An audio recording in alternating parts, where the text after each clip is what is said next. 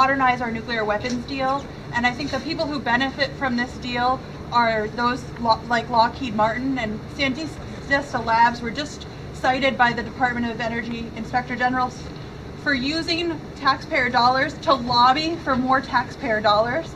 And if you're elected, what will you do to end this cycle of governing under the influence? And if contractors are using our taxpayer dollars to lobby for more contractors, how do we end that cycle? And I love when she asks me these questions. Here's the thing. First off, let's talk about the substance of the issue, then we'll talk about the process part that you asked about. First, on the substance of the issue, we do have to make sure at points in our history that we modernize that nuclear capability, because if we don't, it's dangerous.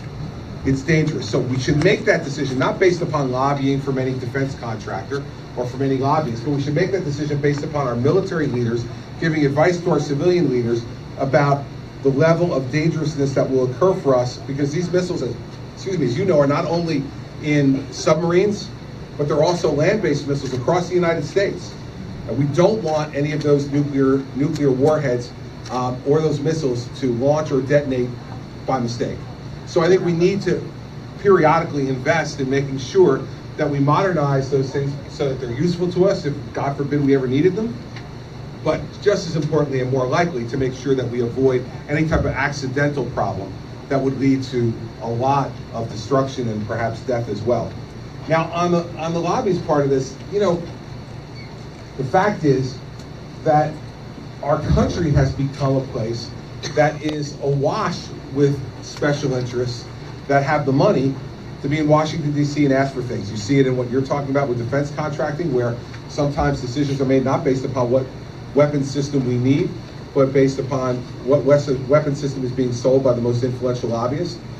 We see it in our tax code, that there's all kinds of special interest loopholes and deductions that regular Americans don't use, but that folks have a lobbyist in Washington, they get it for them. The only way to stop that stuff is to have a president who says no. Now listen, lots of presidents don't like to say no, right? Because usually when they say no to people, they don't smile. And you know, we're in the business of wanting to make people smile and make them happy, because if we make them smile and happy, maybe they'll vote for us. I, fortunately for you, are from New Jersey. Which means I have absolutely no problem with saying no. On a regular basis, and have said no on a regular basis in my state. Let me tell you how. In my state, after 5.5 years as governor, I have vetoed more bills than any governor did in 8 years.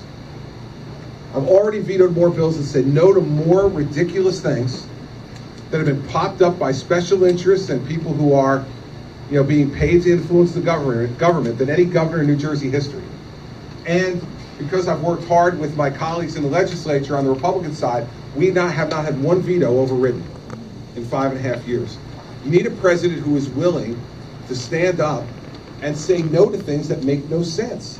And the type of influence that you're talking about makes absolutely no sense. It doesn't make sense for the taxpayers. It doesn't make sense for the right way to run our country.